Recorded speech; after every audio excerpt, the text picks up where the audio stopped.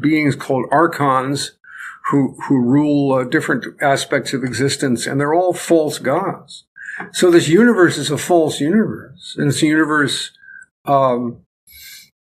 basically it's a cosmic prison. And that isn't true. But it's the way a lot of people feel nowadays. Socially and environmentally, and who knows whatever other reasons. How did I get stuck in this weird world? Keep watching to learn more.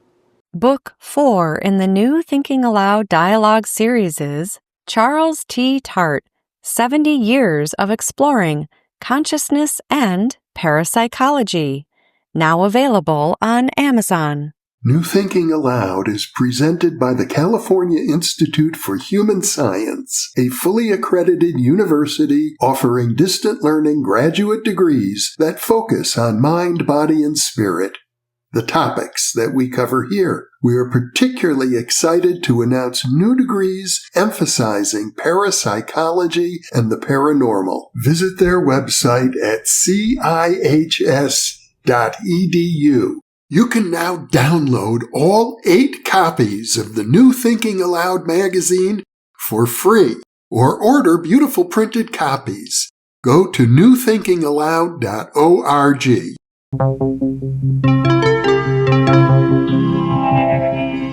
Thinking Aloud. Conversations on the leading edge of knowledge and discovery with psychologist Jeffrey Mishlove.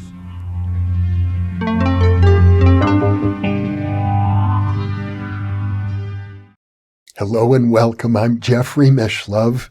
Today we are going to take a traditionalist look at Gnosticism. My guest is my good friend Charles Upton. He was regarded as the youngest member of the Beat generation of poets back in the 1960s when he was still a high school student, and his poetry was published by Lawrence Ferlinghetti in San Francisco.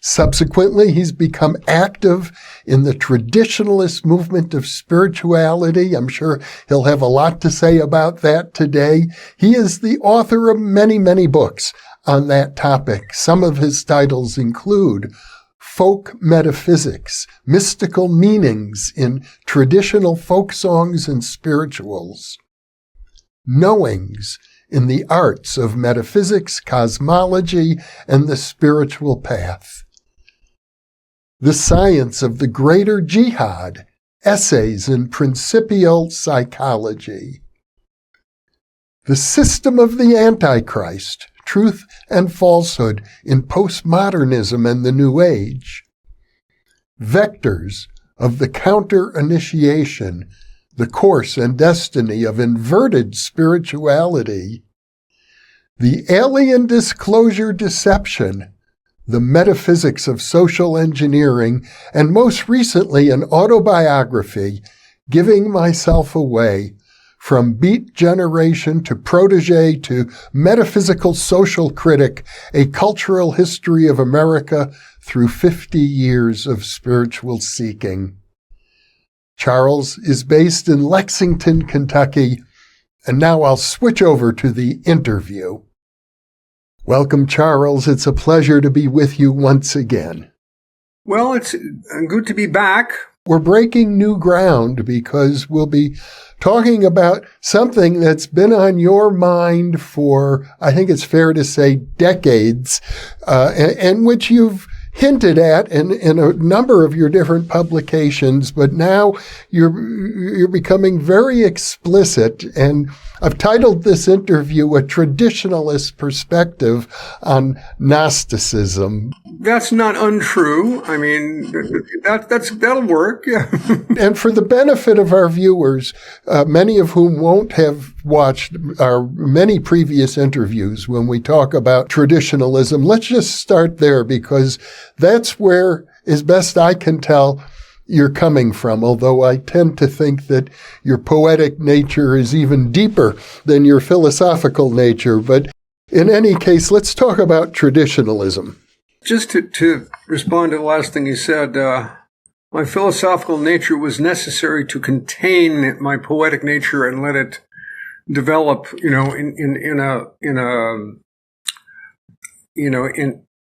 a framework or in a matrix that let it deepen, because poetry can run all over the map. I'm reminded of Thomas Merton, who was, a writer and a poet. He was a poet all along.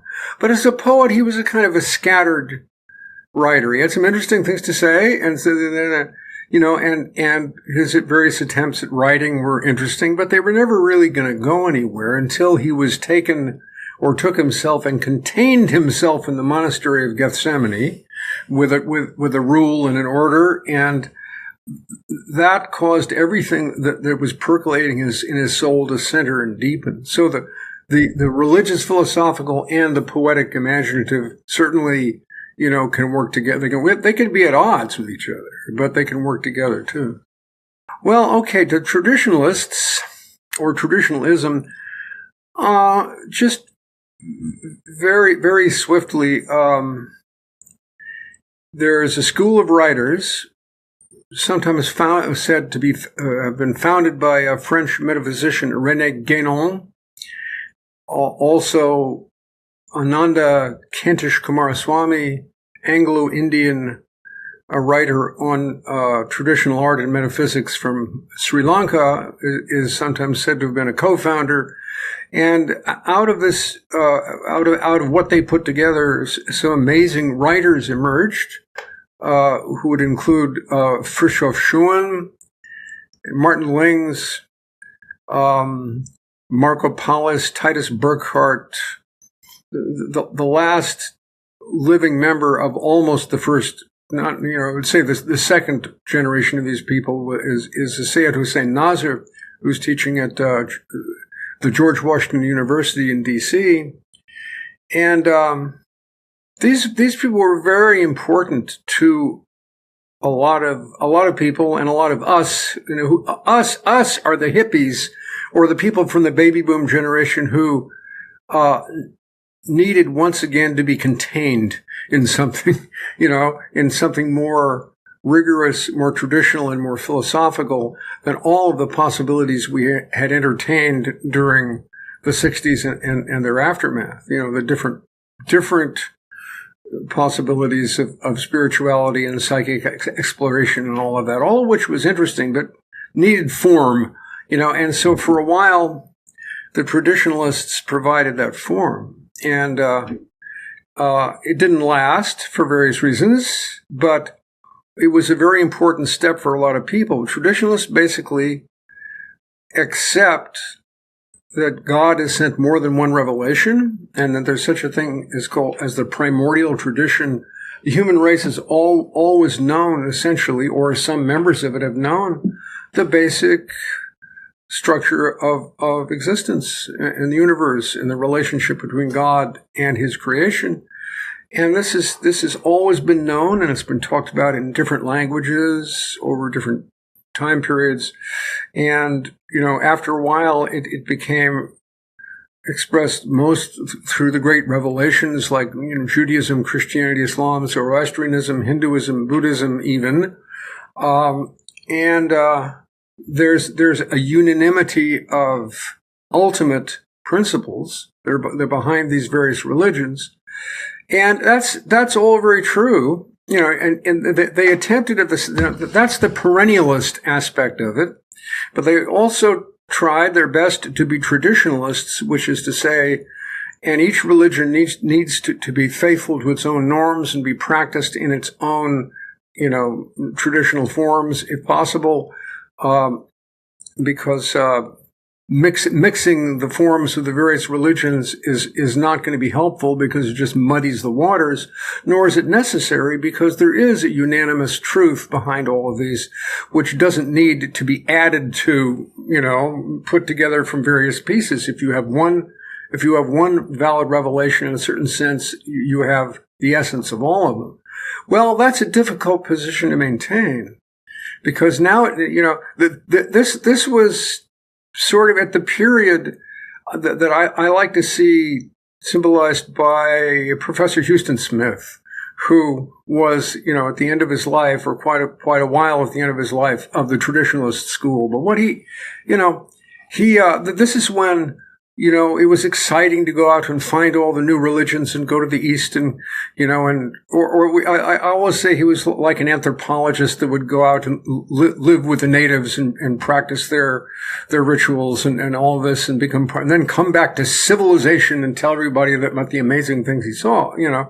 We were excited about the different traditions, but then there was a rather abrupt change when suddenly it was no longer hip to say all religions are one. The idea was the basic principle of the traditionalists, the transcendent unity of religions. All the religions are united in their origin, not in their forms, which are going to have to be different. That was sort of went without saying. And then suddenly people said, wait a minute. And postmodernism came in with a vengeance and said, listen, it's not all one anything. Everything has its specific, different particularities, and that's what you have to concentrate on. And anybody who thinks it's all one is out of their minds. And so now you hear people dismissing perennialism by saying, oh, they just say all the religions are the same, as if that, it's a lot more to it than that. But that's all that got through. And it was partly because I'm afraid Frithjof Schuon was unable to really be a traditionalist in practice. And he was, founded, he was nominally a Muslim who founded his own kind of Sufi tariqa. But, there were various problems with it, scandals of the very, common type for the late 20th century, guru meltdowns and things like this. About which we've done a separate interview that I can link to. It didn't, but in any case, for me, the traditionalists, I hold to most of their principles. The idea that traditionalism or perennialism, let's say, is a sort of a higher spirituality that transcends all the different religions, which Schuon sort of went in that direction inevitably, and it didn't work. It's that is where he went off the rails. So, but other than that, the principles of traditional spirituality are the ones I hold to. I take them from various traditions, but my practice is Islam and is Sufism, and that's what I concentrate on. So what that did, like I said in the introductory, one of the introductory sections to my modern Gnostic system is, I'd come up with something that impressed me so much. I thought, wow, if I wanted to, after all, this is the 1970s. If I wanted to, I could start my own religion. Isn't everybody else doing that? I could do it too, it was, I could have gone too far in that direction, except for the fact that my wife Jenny found the traditionalists and initiated me into them and said, look, you can't just make up your own spiritual practice. Up to a point you may be able to do that, but the traditional forms that have come down to us are the ones which are really effective. And the same with the doctrines. So I realized, well, okay, like I said in a modern Gnostic system, she saved me from becoming a false prophet, which was great because false prophets do not have happy lives. But what I did realize is I had a critical tool that allowed me to see where, on the metaphysical level, well, let's say on the social level, where a social movement or institution was departing from the fullness of what it would be to serve the human essence, put it this way. On the psychic level, where a particular kind of psychic imbalance was developing, that worked against psychic wholeness, and on the metaphysical level, where a particular fundamental misperception of the nature of God was developing, which would lead to one extreme or another in the world of religion and metaphysics, and all of these having very negative consequences. And you can detect them through the use of this system. I still think that's true. As a starting point, I think it would be fair to say that from a traditionalist perspective, Gnosticism is viewed as minimally speaking, incorrect, and very often it's couched as a heresy. Yeah, it's viewed as a heresy, certainly from a Christian standpoint. Now, Fritjof Schuon once in a while put in a good word for the Gnostics.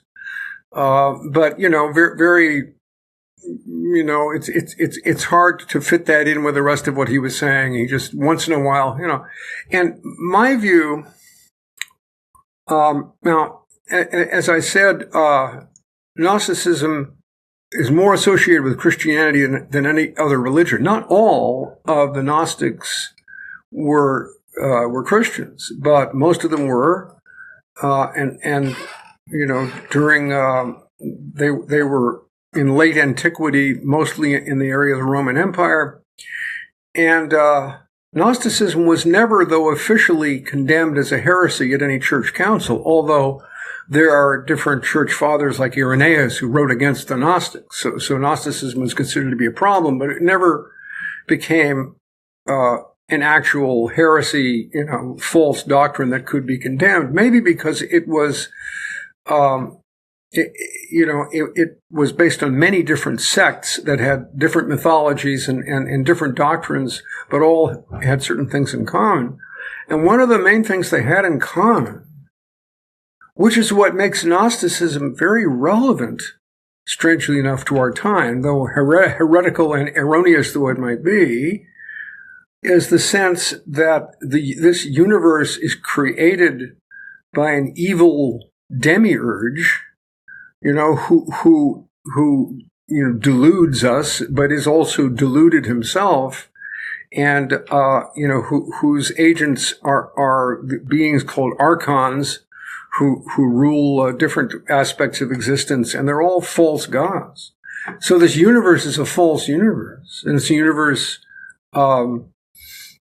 Basically, it's a cosmic prison, and that isn't true, but it's the way a lot of people feel nowadays, socially and environmentally, and who knows whatever other reasons. How did I get stuck in this weird world? Or maybe it's just a computer simulation, we say, which is a very Gnostic attitude,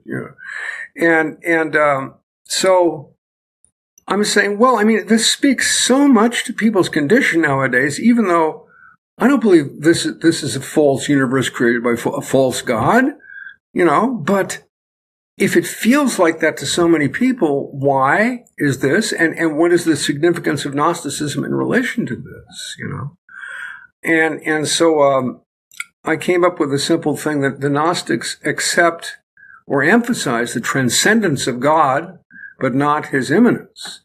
They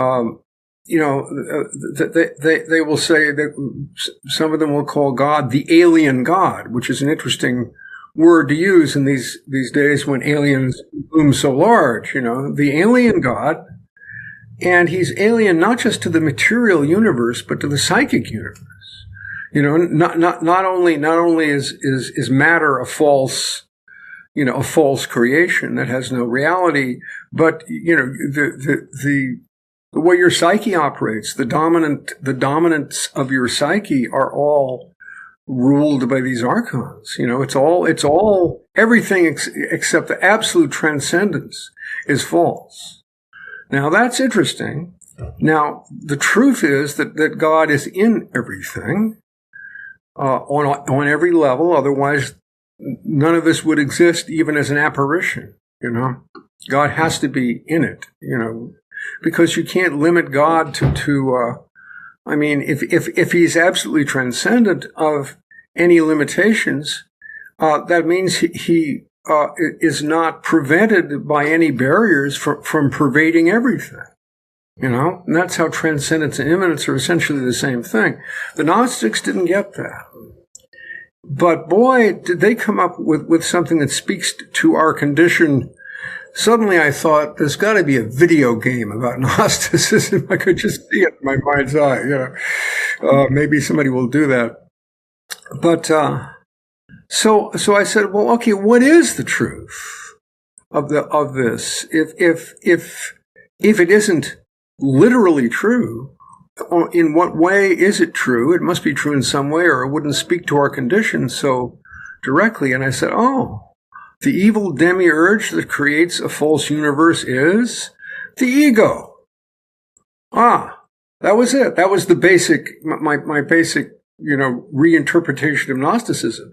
We don't even know if the original Gnostics actually knew that, or some of them realized that, because all we get is their sort of mythological writings where they say, well, the demiurge did this, and then the eon known as Sophia, broke away and tried to create the universes without cooperation with the masculine element, and this created this and this, and all these huge mythologies.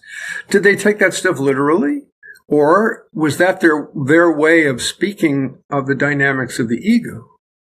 We don't know that, but in any case, that's what I think they were really up to, whether they knew it or not.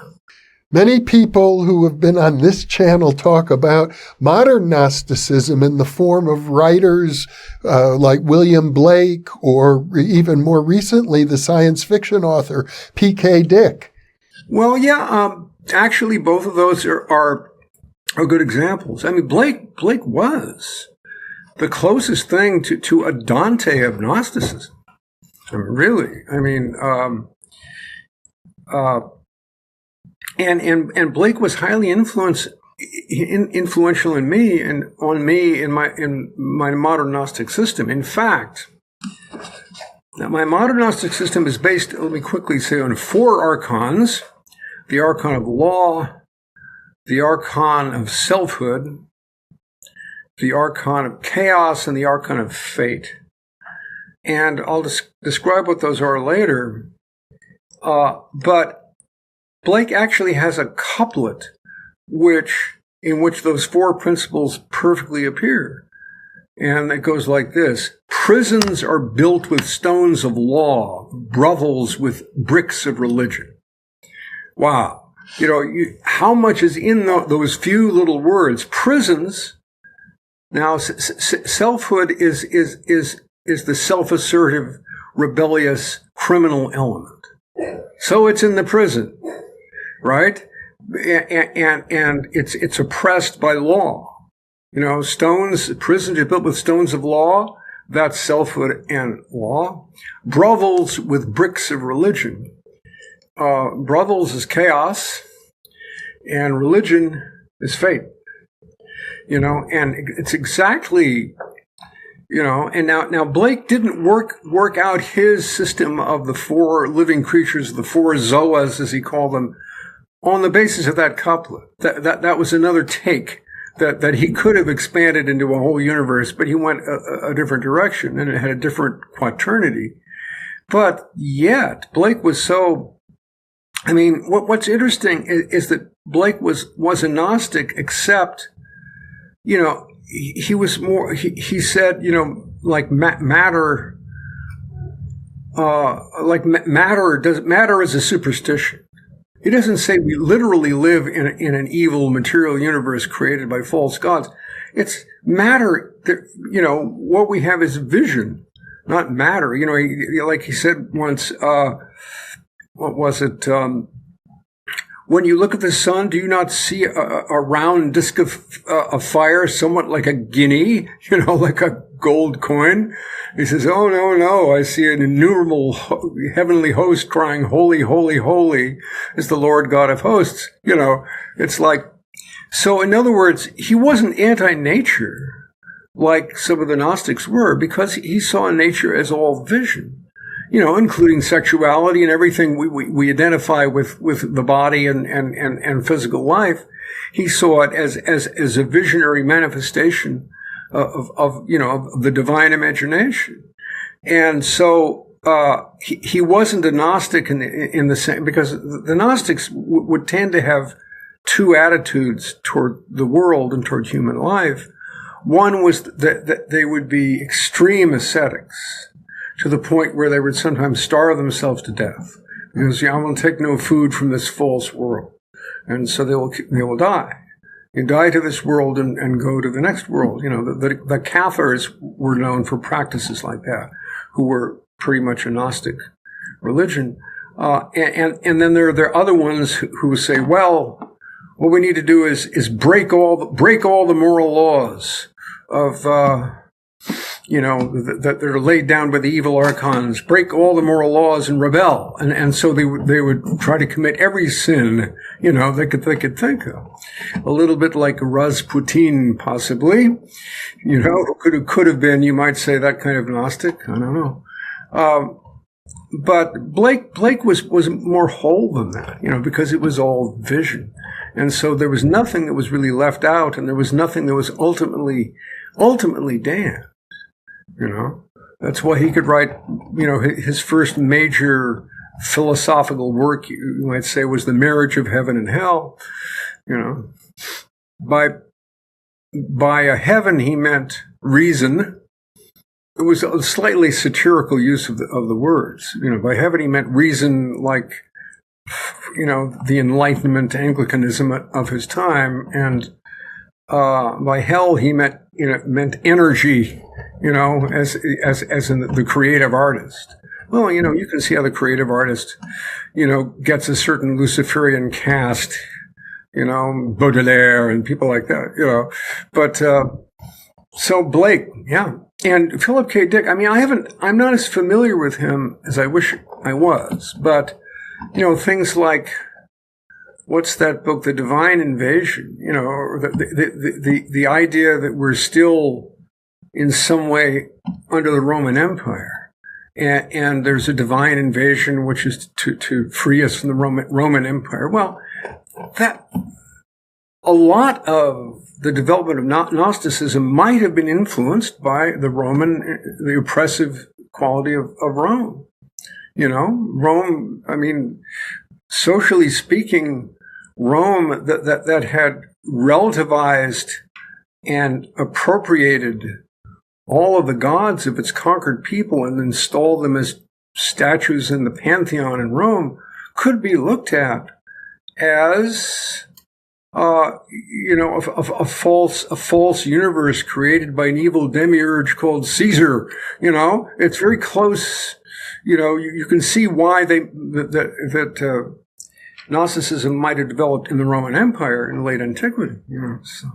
Well, in your system, you're suggesting there are 4 archons, but they're not necessarily false gods in the way the Gnostics would have thought of it, because if the true deity is immanent, then they're expressions of the true deity.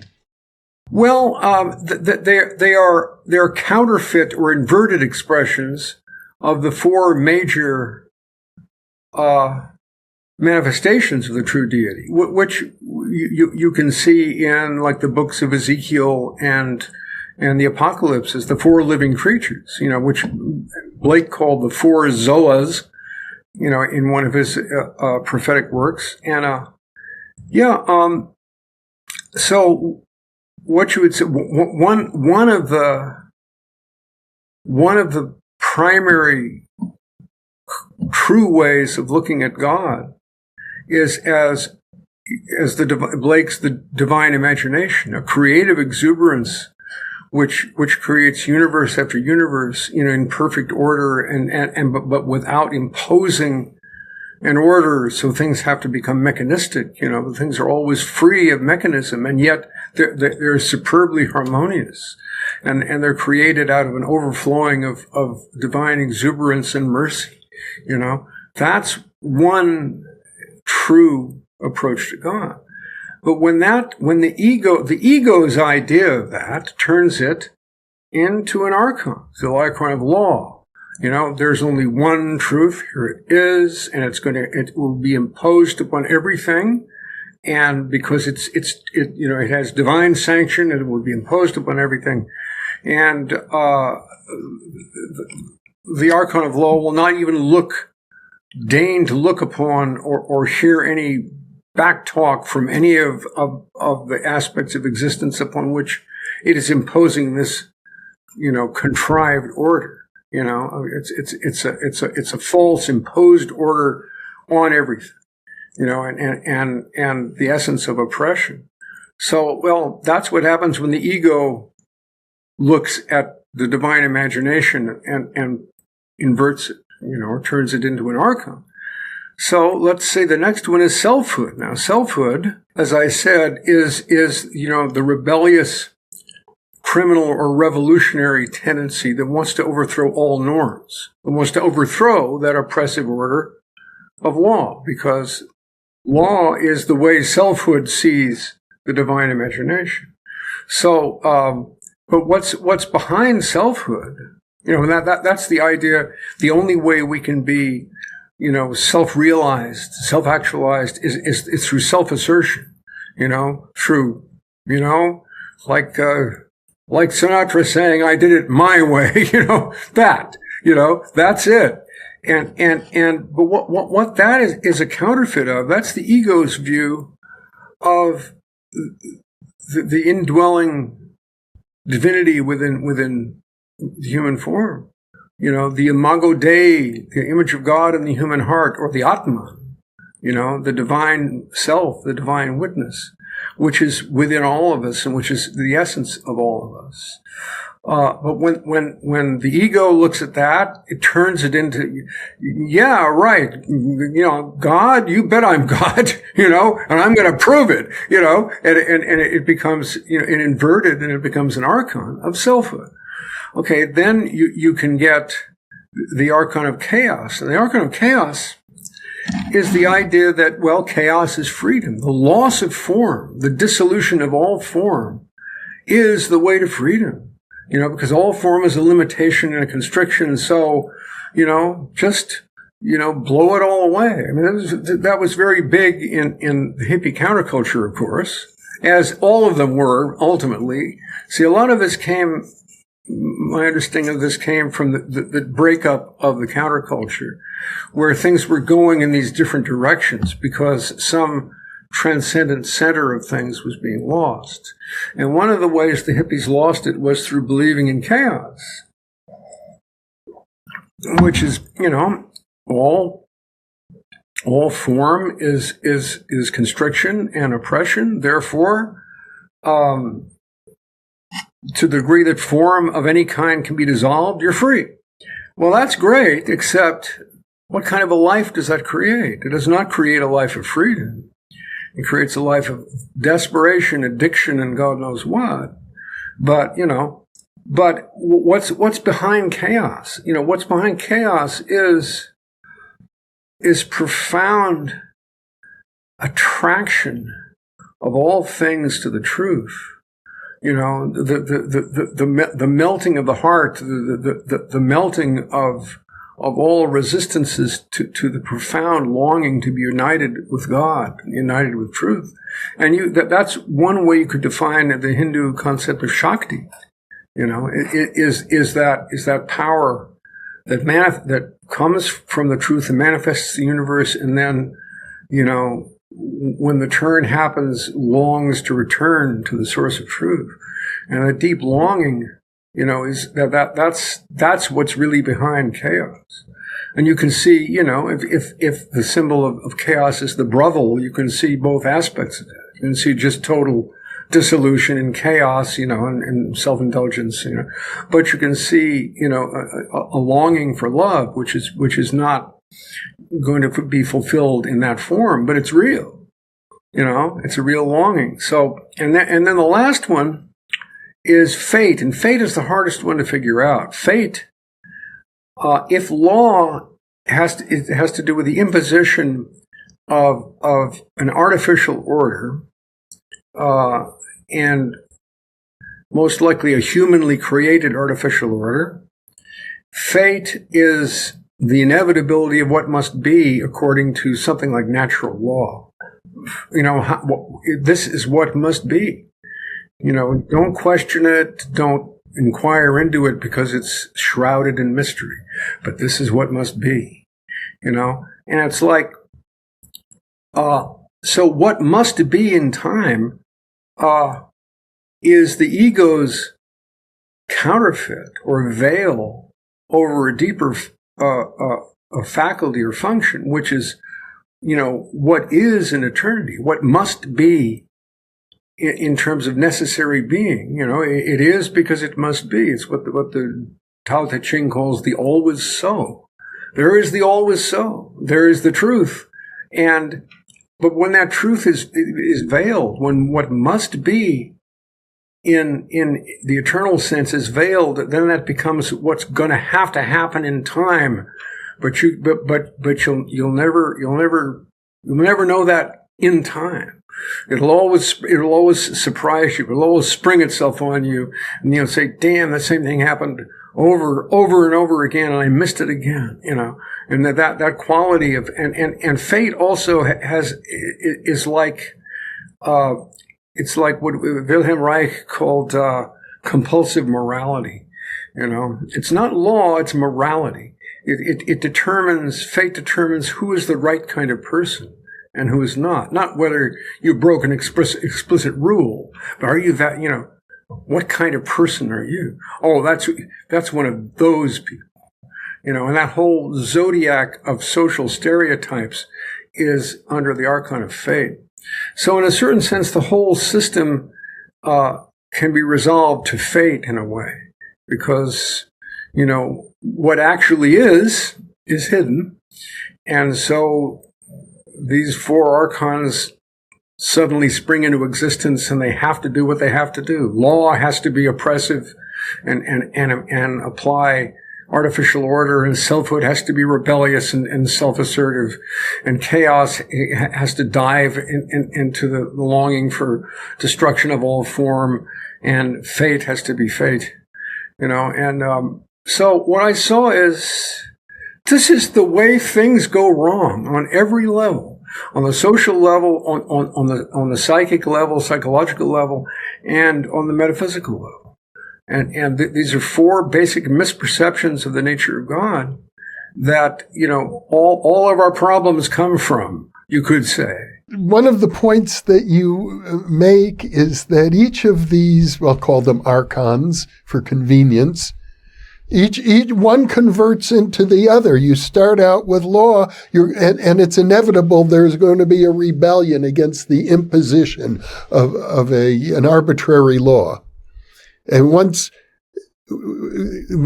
you're rebelling against a massive social order, chaos will ensue. Yes, et cetera, et cetera. And this is important to know, because it appears when you look at these different, there are people who in their basic character will identify with one or another of these qualities.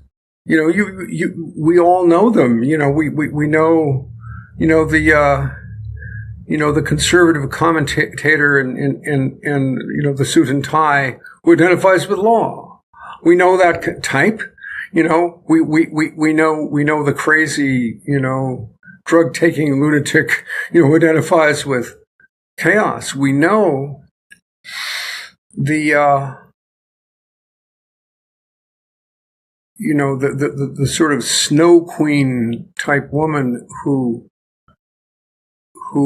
imposes fates and social identities upon others. You are that kind of person, so that's what's going to happen to you. You are this kind of person, so that's what's going to happen to you. We know that kind of person, and we also know, the rebellious, revolutionary and or criminal type, who is all for self-assertion. And people think these are real alternatives. If people feel oppressed by law, they will say, Well, then the right thing to do is to go into selfhood and become rebellious and revolutionary. What else are you going to do? Or if you kind of give up, the right thing is to sink into chaos and just fall apart because you don't feel the oppressiveness of law. But hey, these aren't really real alternatives because they're all working together. They're in collusion with one another. And so you can see how like each will turn into another. I did a sort of a detailed section about that. Well, like you were saying about law, law calls for rebellion, oppressive law calls for rebellion. And so, it becomes rebellion. It's like the revolutionary leader who overthrows the dictator in South America and then sits in the president's chair. Now you're law, or now law is selfhood. In other words, it's, the line is blurred.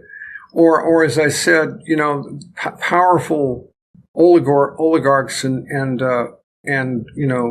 political leaders will turn at one point to astrologers and fortune tellers, to support because if they feel that their power is shaky, that they want to go to the local witch who will tell them everything's going to be okay, or give them a fetish that will protect them or something, or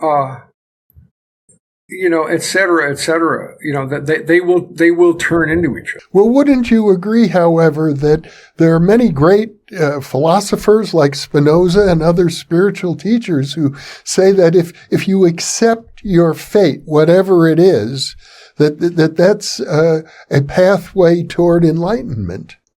Well, accepting your fate isn't rebelling against fate is certainly not going to work. I'll agree with that, but it's what do you mean by your fate? If you understand your fate, your destiny as providence, then, you will gladly accept it because, this is what God has willed for me and God is always right, but it's not always easy to feel that, and when you don't feel how your destiny is providence, you will tend in your rebellion against, your destiny, you will tend to generate the fate archon and feel that there is a power there that's thwarting you and is tricking you, and you have to overcome it somehow, So that's what happens when the ego intervenes and makes it difficult or impossible for you to accept your destiny as providence. So it becomes, an inimical fate. In other words, I think what you're saying is that people, after they've rebelled against the social order and created enormous chaos in their own life, they may say, oh, this is my fate, I'm going to accept it, without realizing the role that they had in contributing to it. That's the wrong way of accepting fate. It's a beaten resignation. You don't, if you accept your fate with a beaten resignation, that's not going to do you any good, any more than rebelling against it is going to do you any good. The veil of the ego has to be parted so you can see the form of what's happening. If you see the form of what's happening and how that's perfectly necessary and harmonious and in line with truth, then it goes without saying that you will accept it because you see your place in it. But if you don't see that, then these archons develop and you start, struggling with one against the other, et cetera, et cetera. So if, in other words, what you're suggesting in terms of Gnosticism, which I think you do regard as a heresy, but in spite of that, it has valid arguments about the nature of society that we need to pay attention to, but maybe not quite in the same way as the early Gnostics did. Well, yeah, of course we don't know, we don't have the direct teachings of the Gnostic teachers. We have their writings, and you never know whether the writings were taken literally. We have to take them literally because it says, once upon a time, this eon, did this, and this archon was generated. And it's okay. It looks like that this is just an alternative literal creation story. But maybe that was their way of talking about the kind of stuff I'm talking about. But we can't know that because we don't have their teachings, the direct human teachings. So, but in any case,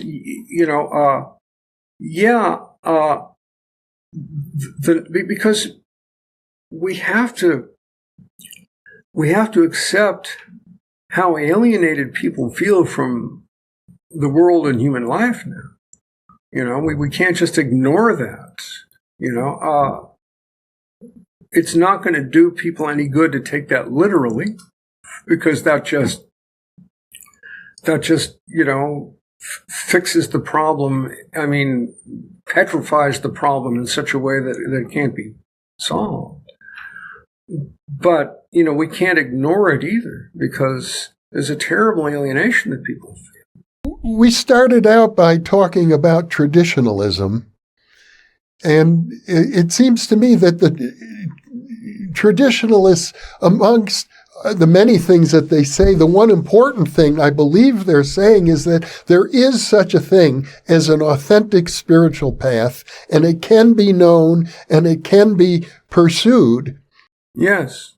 And at the same time, you say the traditionalist movement is sort of past its prime. It's dying out. I wanted to ask you if you were, perhaps, do you consider yourself a member of the third generation of traditionalists? Well, if anyone says that about me, I won't disagree. It's just, the traditionalists became, unfortunately, their view was as follows. Only a few will understand these principles, and we are those few. And so we are the club, and either you're in the club or you're not in the club, and most people weren't in the club, so they said to hell with this club, which is understandable. It was, there was a certain freezing of these ideas, because because they truly exquisitely expressed metaphysical principles like few writers have ever done. So they said, now we got it. That's perfect. Okay, stop. No one else, no longer taking applications. That's it. And of course, to the degree to which they spurned the world in a negative sense, other people, those poor, I was reminded of a friend of mine who, James Wetmore, actually, who was my publisher, with a lot of my books. He was once sitting with a major member of that school, Martin Lings, on the steps of, the British Museum, library in London. And he was sitting with Lings, and Lings was looking down to the madding crowd. And he looked over them and he said, lost, all lost, So there you got it. If they're all lost, we're all lost. I have no reason why should we listen to you anymore? So that's what happened to the school. Yet the principles, so many of them are eternally valid, and I will always hold to them. So if that makes me a third generation or fourth or whatever traditionalist, so be it. Well, it does suggest that the traditionalist movement still has a lot of juice, so to speak, but it needs some correction, some modification, some addressing of the present situation. There are a number of intellectuals working today who I believe many of them went through a traditionalist or a perennialist period and learned from them.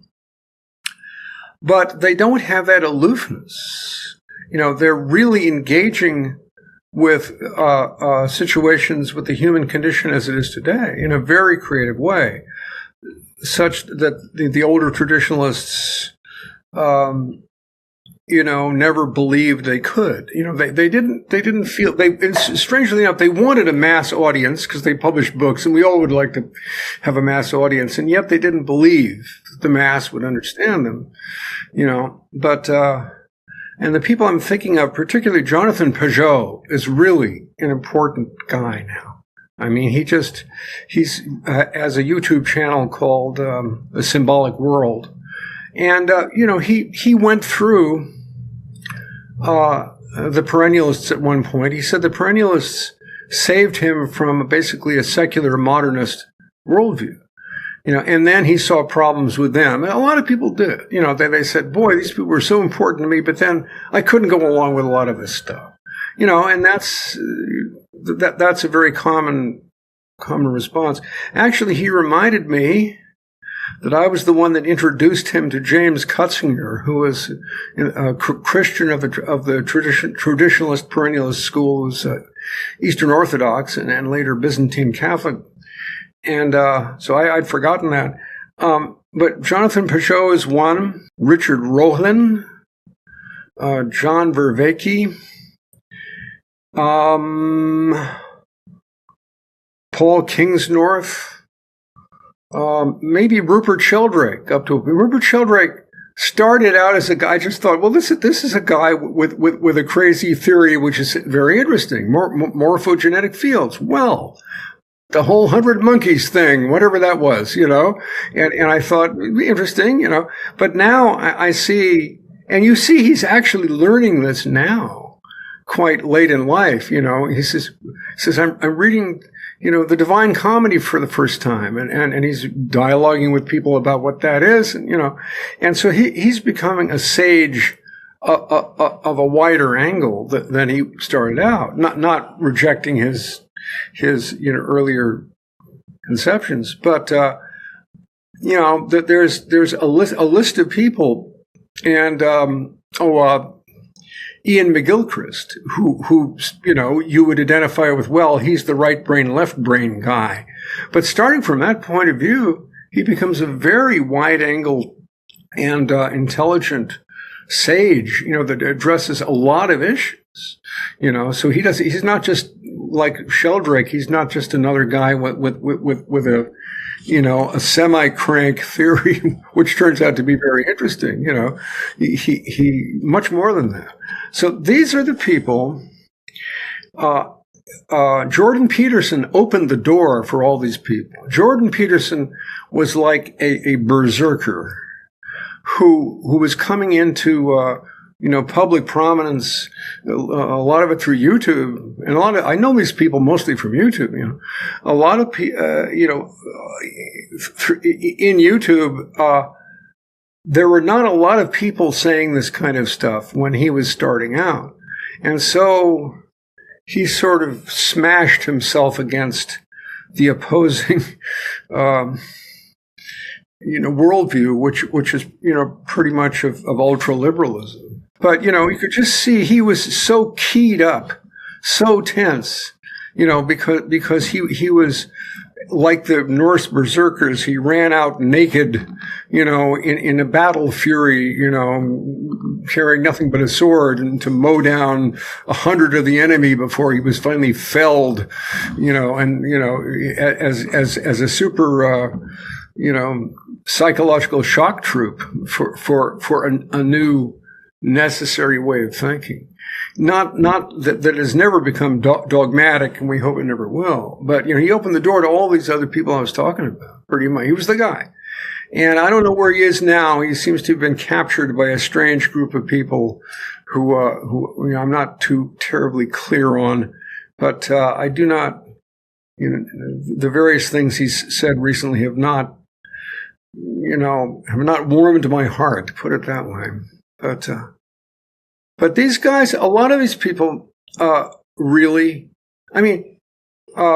Jonathan Peugeot knows everything that Joseph Campbell knew, and everything that Carl Jung knew, and everything that Fritjof Schuon knew, you might say. But he carries it so organically and lightly, and speaks of it as if it's second nature.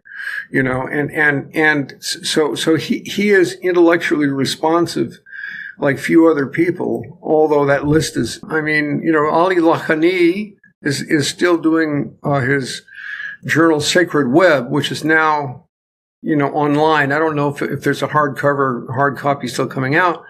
It continues, but Fritjof Schuon took the wind out of a lot of the sails of them because he was the most brilliant of all of them. No, without doubt. Just you read page after page and you say, this incredible brilliance. And then once in a while, and then you run into something and said, that's ridiculous. There would be these, he'd hit 9 perfect notes and then the sour note, he really did some amazing things, but he believed that he was a Sufi master. If he just stayed as a philosopher, he would have been great. But he thought of himself as this, and maybe he was capable of fulfilling that role up to a point. But he ran into a lot of problems, as a lot of spiritual leaders do. So anyway, but the people I've mentioned, most of those are Christians. John Vervaeke is a Buddhist. If there's any successor movement to the older traditionalists, I would say it's them. And they would not all, some of them will credit the traditionalists, perennialists. Some of them will say, well, that was a sin of my youth. I don't do that anymore. But they all learned from the traditionalists, a lot of them. Or whether they learned personally, the traditionalists opened up certain areas that became, that made certain kinds of dialogue and speculation possible across the board. And, they did wonderful work in that regard. My mind drifts back over the 60s and 70s and processing every religious viewpoint or psychic possibility that there was, and what does one make out of those? I'm still, a little at loose ends from all of the input I took. But it's made you the person you are today.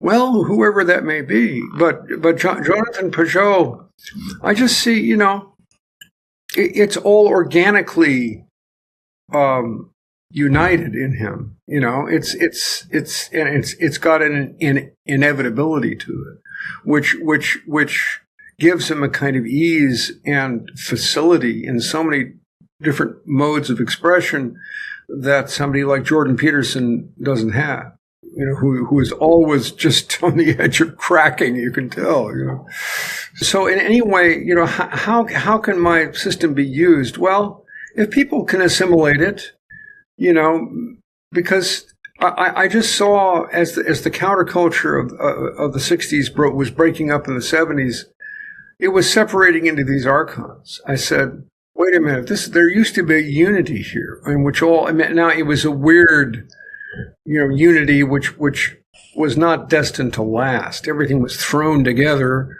and just add LSD, and so everything becomes one in a certain sense temporarily. But there was an approach to a real understanding of something profoundly transcendent, and then people separate into their different tribes, And I remember when I was living up in Canada and I was, sending letters to, I was saying, God, it's all falling apart. We need to get together. I sent a letter to Ram Dass and a letter to Eldridge Cleaver. I said, can't you guys talk? Can't we have a conference where, the different fragments of this consensus, can come together again? Well, as they say about Humpty Dumpty, you can't do that, so that was, I had to make, for my own sanity, I had to make sense of how things were breaking up, and how it was the ego in its most primary form, intervening to veil spiritual truth once again on the collective level. Well, Charles, I'm very pleased to be able to share your traditionalist perspective on Gnosticism and your Gnostic system with the New Thinking Aloud audience. And once again, I'm very grateful that you're able to spend time with me and with our audience. Well, I'm always glad to be here. I mean, and what a mystery. Who knows who's listening and what they think? I'll never really know, but it's what needs to happen now. So, thank you so much for being with me today. Glad to be here once again. And for those of you watching or listening, thank you for being with us, because you are the reason that we are here.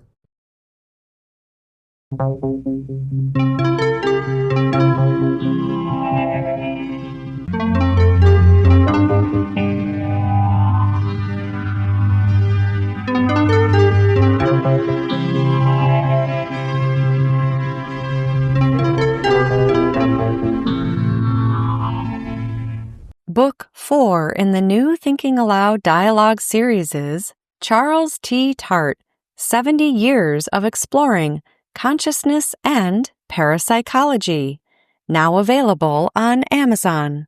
New Thinking Aloud is presented by the California Institute for Human Science, a fully accredited university offering distant learning graduate degrees that focus on mind, body, and spirit.